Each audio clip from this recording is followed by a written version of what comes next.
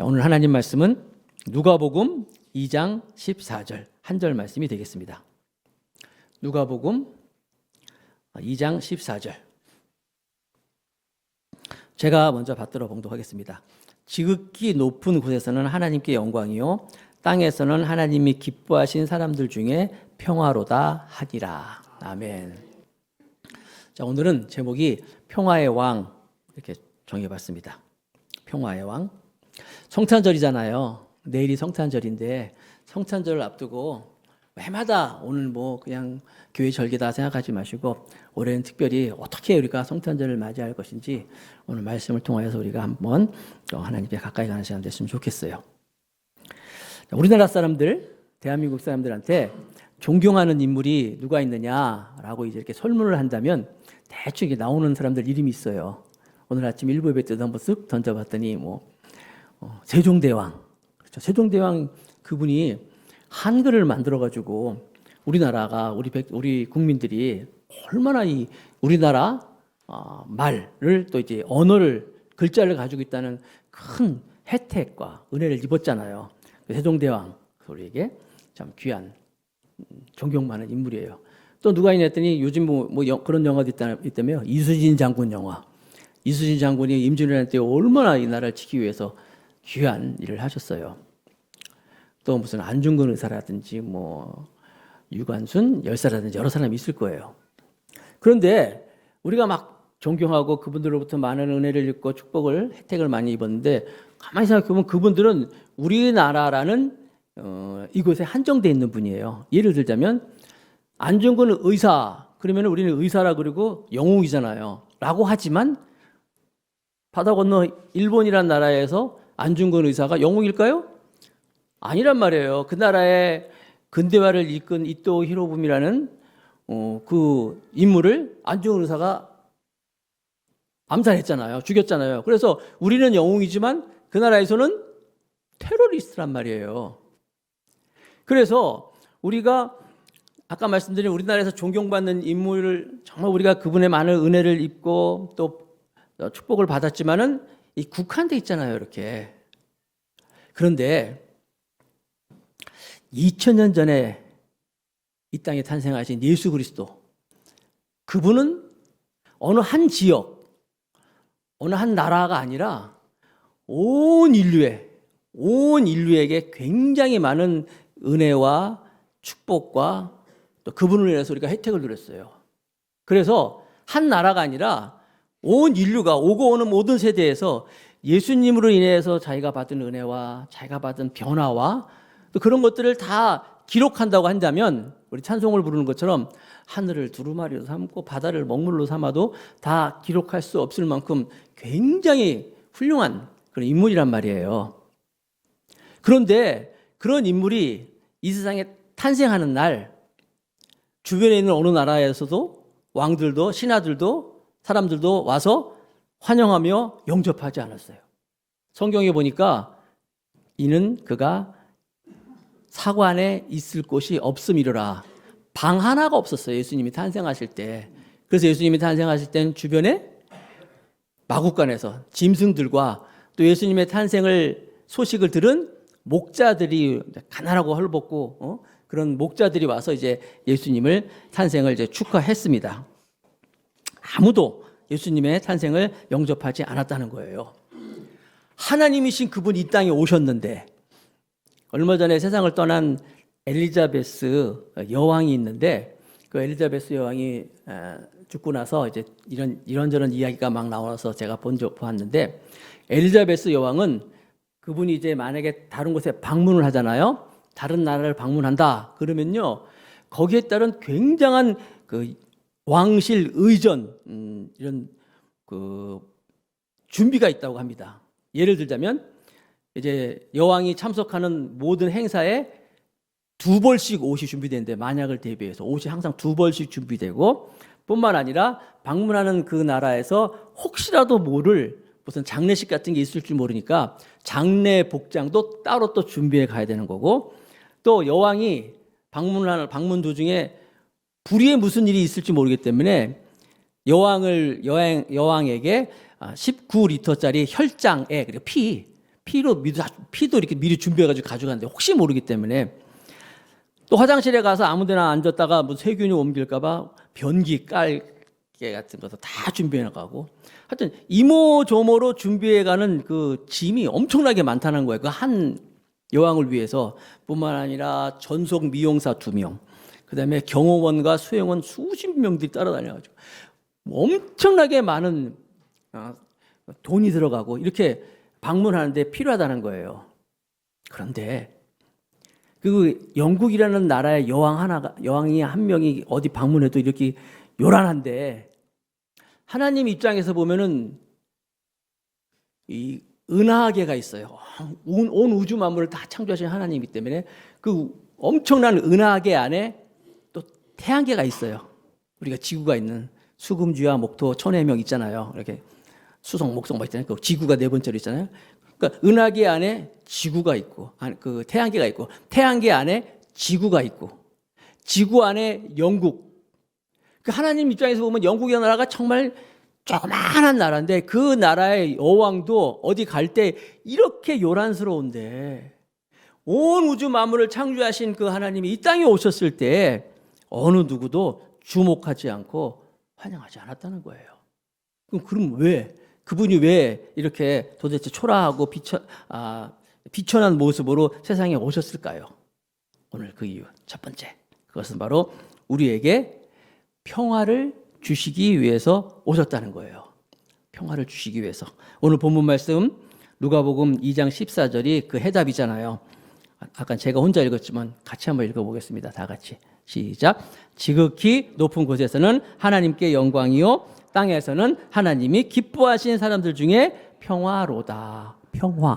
평화 히브리어로 샬롬, 헬라어로 에이레네, 한국말로는 평화, 우리나라 말로는 화목, 평강 이런 뜻을 갖고 있어요.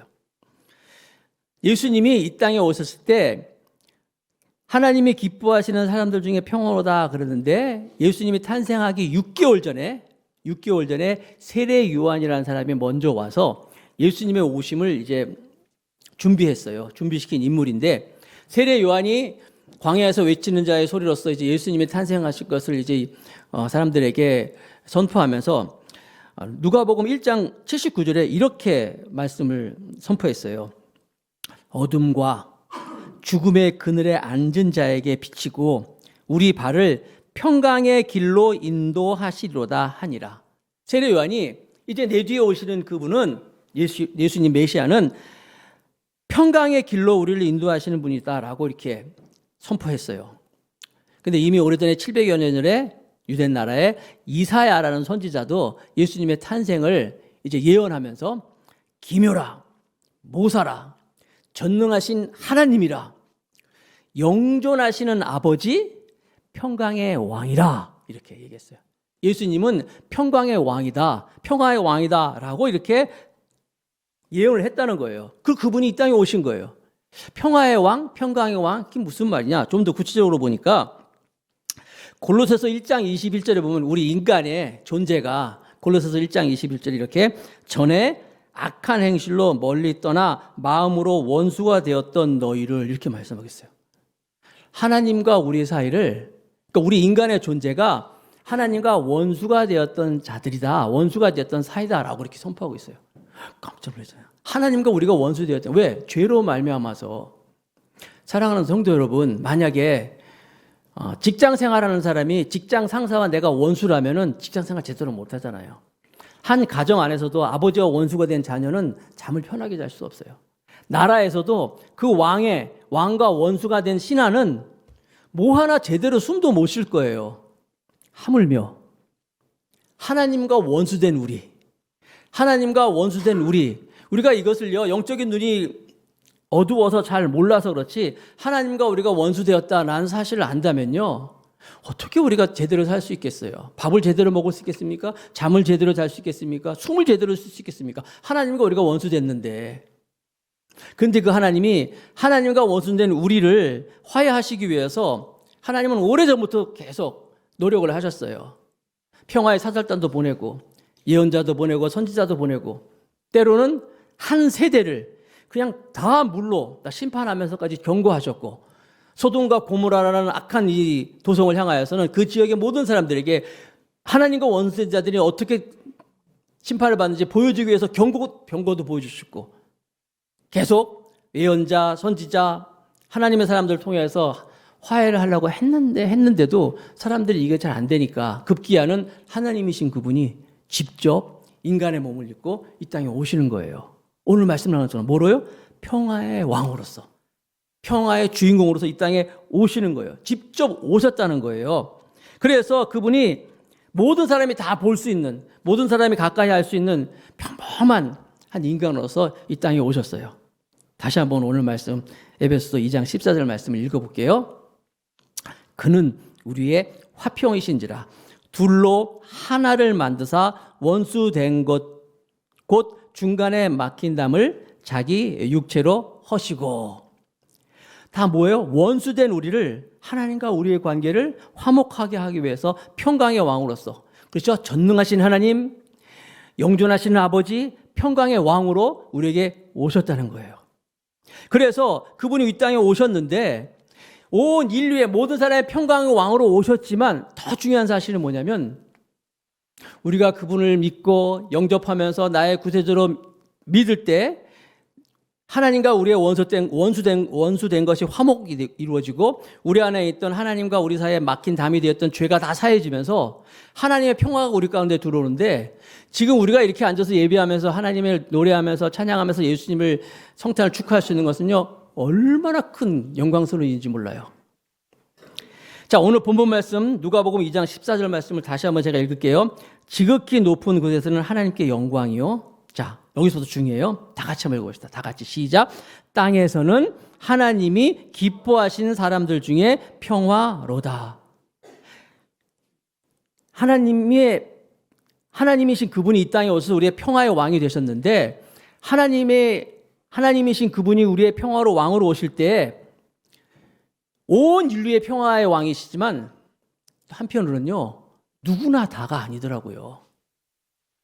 모든 사람, 아무나 다 평화가 아니더라는 거예요.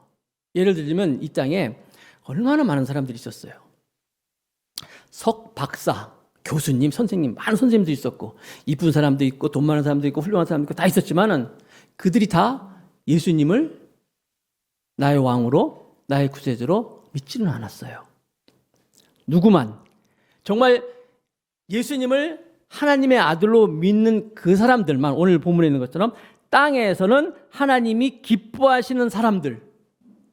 우리가 어떤 사람들이에요?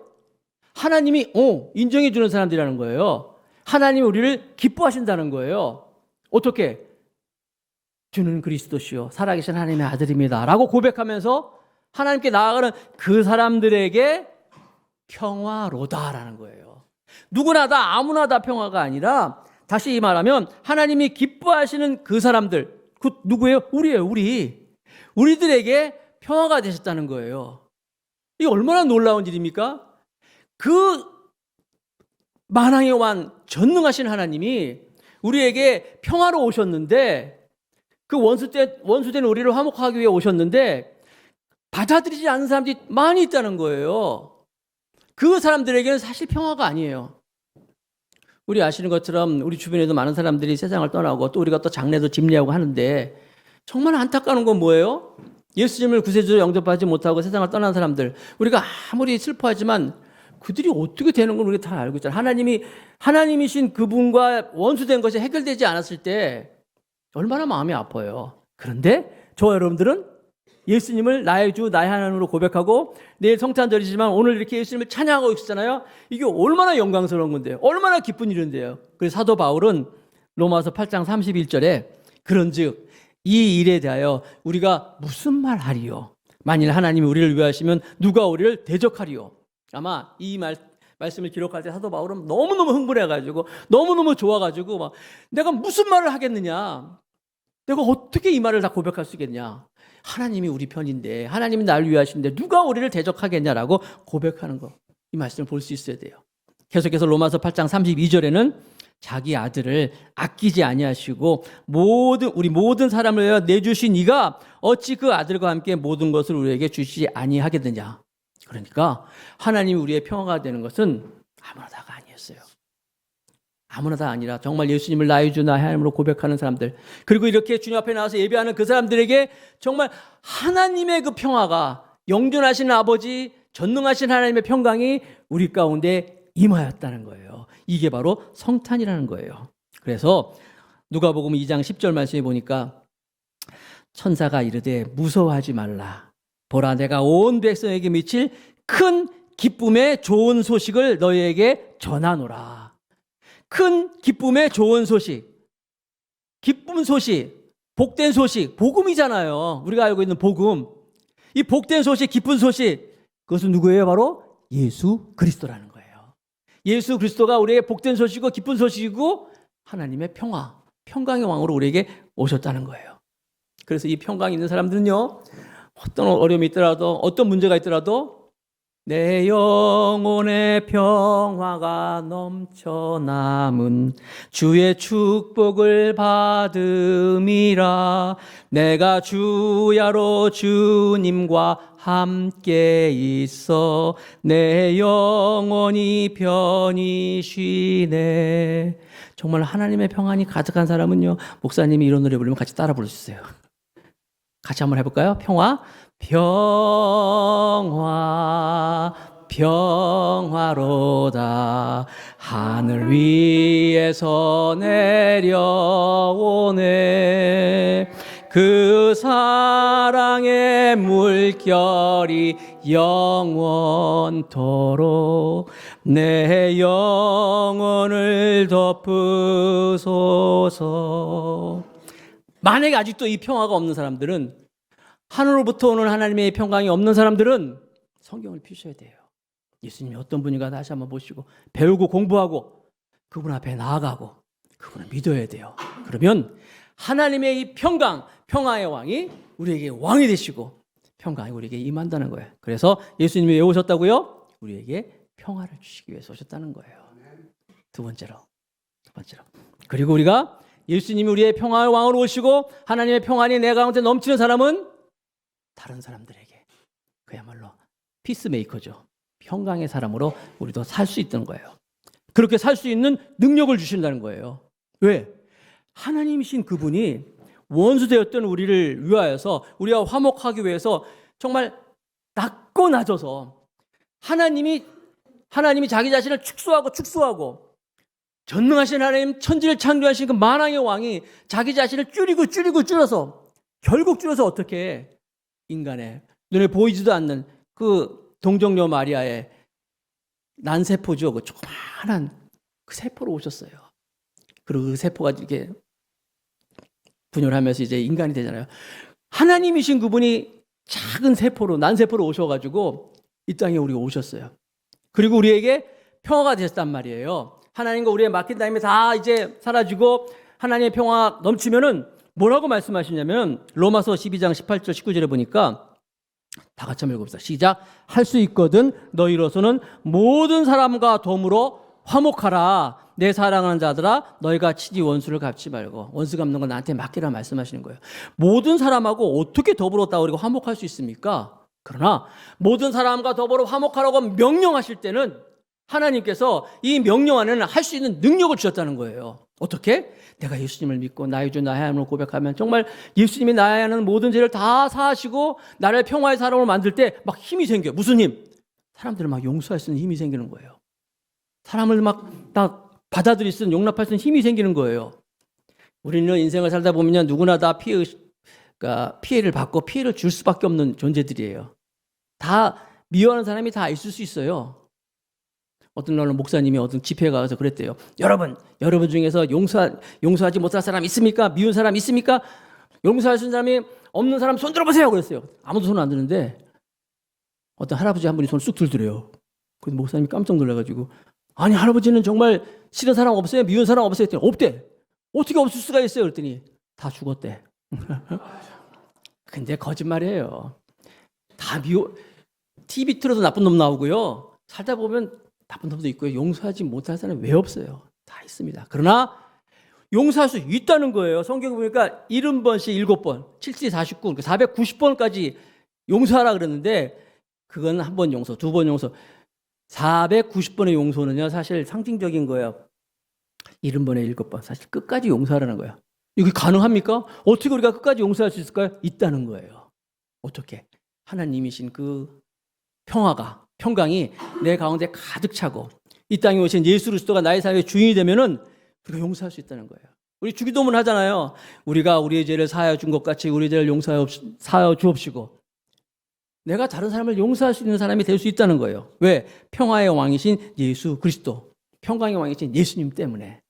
그래서 여러분들이 2023년도 성탄절을 앞두고 다시 한번 우리가 평화의 왕으로 오신 예수님이 내 안에 계시기 때문에 그 예수님을 인하여서 나도 이제 평화의 사신으로 누구든지, 오늘 말씀인 것처럼 누구든지 다, 오늘 말씀하잖아요. 모든 사람과 더불어 화목하라. 이 하나님의 용서의 사람, 평강의 사람이 될 줄로 믿습니다. 어떤 한 간증을 들었는데 이분이 예수 믿기 전에 잘 살았대요.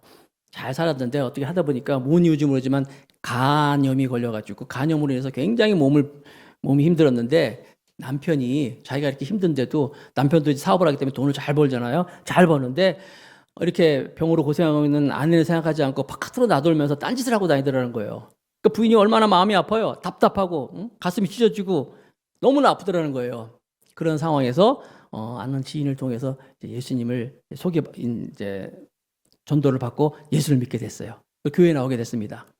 그래서 교회에 나오면서 말씀을 들으면서 이제 믿음이 들어가기 시작했어요. 그러다가 정말 예수님을 믿는다는 게 무엇이냐? 그것은 바로 오늘 말씀처럼 하나님이시 그분이 이 땅에 오셔서 나의 모든 죄를 다 사하여 주시고 내 죄가 다 사하여지고 내 안에 그리스도의 하나님의 평강이 넘치는 거구나. 말씀을 들으면서 점점 믿음이 생기니까 어느 날 정말 그 하나님의 평안이 넘치더라는 거예요. 세상이 줄 수 없는, 세상이 알 수 없는 하나님의 평안이 넘치니까 그렇게도 밉던 남편이 용서가 되더라는 거예요. 그러면서 그 남편이 불쌍해지기도 하고 긍휼한 마음도 갖게 되고, 그래서 자기도 모르게 그 남편을 위해서 기도하게 되고, 또 자녀들을 생각할 때도 늘 자녀들한테 정상이 되어야지만 용납이 됐었는데 하나님의 평안이 넘쳐나니까 그 자녀들 볼 때 그게 아니라 있는 모습 그대로, 못난 모습 그대로 다 용납하고 받아들이게 됐다는 거예요. 그래서 이 부인이 늘 자녀들의 정상이 되지 않으면 용납하지 못하던 그 부인이 아이들 불러놓고 껴안고 같이 기도하는 엄마가 되고, 그렇게 마음이 변하니까 자기 안에 몸도 점점 건강해지고 집안이 점점 더 바뀌어지고 병도 낫게 되고 또 남편도 용서하게 되고 정말 행복한 가정이 되더라는 거예요. 그러면서 그분이 이렇게 간증에 글을 남기고 있어요. 하나님과 함께하는 마음의 평안이 있기에 인생의 거친 파도를 두려움 없이 타고 넘을 수 있게 되었습니다. 여러분, 이게 바로 성탄의 메시지예요. 우리도 하나님이신 그분이 이 땅에 오심을 믿고 평화의 왕으로 오셔서 그분이 내 마음에 임하면 우리에 있는 모든 문제, 모든 어려움 다 맡겨도 돼요. 염려 다 맡겨라. 누가? 주가 다 책임져 준다는 거예요. 그리고 우리가 나아가서 만나는 사람들마다 다 함께 할 수 있는, 그들 용서하고 축복하고 그들 자랑할 수 있는 평화의 사람으로 될 수 있다는 거예요.